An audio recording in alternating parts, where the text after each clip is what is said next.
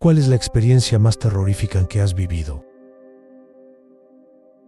Hoy cumplo 2 meses encerrado en esta prisión por haber eliminado a quien fue mi gran amigo. Aún al día de hoy, nadie entiende por qué lo hice si era mi compañero de toda la vida. Y menos entienden cuando les digo que aún lo quiero. Él fue mi único y gran amigo, pero hay algo que jamás les contaré sobre lo que me llevó a cometer ese crimen. Por respeto a su memoria, no quiero hablar de ello, pero necesito desahogarme, aunque sea por escrito. Después de terminar, quemaré este documento y seguiré con mi sentencia en silencio, como hasta hoy. Todo comenzó hace 10 años, cuando salimos de la universidad. Al principio, todo iba bien, pero todo cambió cuando yo conseguí un buen trabajo en una empresa de publicidad y él no. Intenté ayudarlo, pero no fue posible. Ningún empleo le abrió las puertas y cuando surgió una oportunidad, no pasó la entrevista. Eso lo sumió en una profunda desesperación, especialmente cuando decidió convertirse en taxista. No lo veía feliz, aunque trataba de aparentarlo. A veces,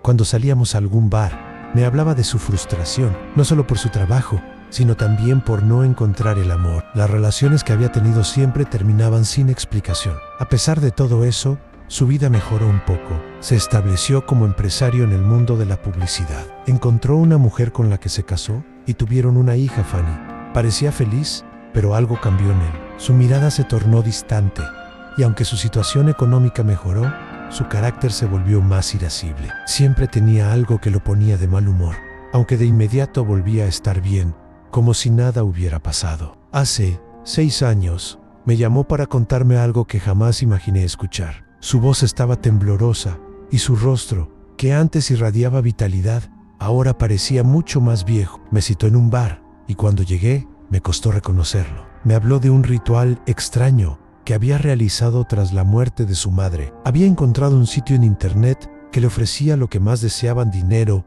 amor, éxito. En ese lugar, se le ofreció un acuerdo que él aceptó sin pensarlo. Lo que no sabía es que ese contrato venía con un precio muy alto. El acuerdo implicaba que debía cumplir ciertas prohibiciones, como no dar caridad, no celebrar fechas religiosas y gastar todo su dinero en bienes materiales. Pero había algo mucho más oscuro en el trato.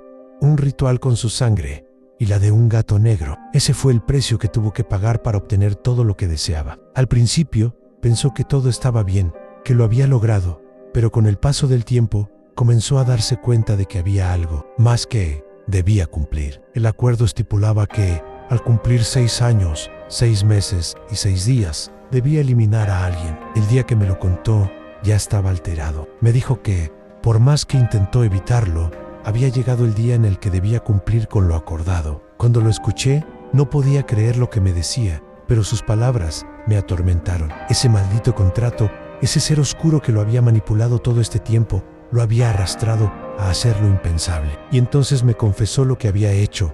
Había eliminado a una persona, o al menos eso pensaba él. En su mente, no era responsable, ya que sentía que no tenía control sobre lo que había sucedido. Mientras me hablaba, no podía dejar de pensar en lo que había hecho, en lo que había llegado a hacer por conseguir el éxito que siempre deseó. Mi mente estaba llena de confusión y horror, pero él parecía estar tranquilo, como si finalmente hubiera encontrado la paz al cumplir con ese maldito acuerdo. No sabía qué pensar, si lo entendía o si simplemente me horrorizaba aún más. Pero lo que ocurrió después fue aún más aterrador. Mientras me despedía de él, decidí irme y justo en ese momento recibí una llamada de su esposa. Me contó entre sollozos que, después de que él saliera, su hija había sido arrojada por un perverso conductor que no se detuvo a ayudarla. Cuando me contó esto, mi corazón se detuvo. De alguna manera, su hija había pagado el precio por el acuerdo que su padre había firmado. No supe qué hacer. Decidí ir tras él,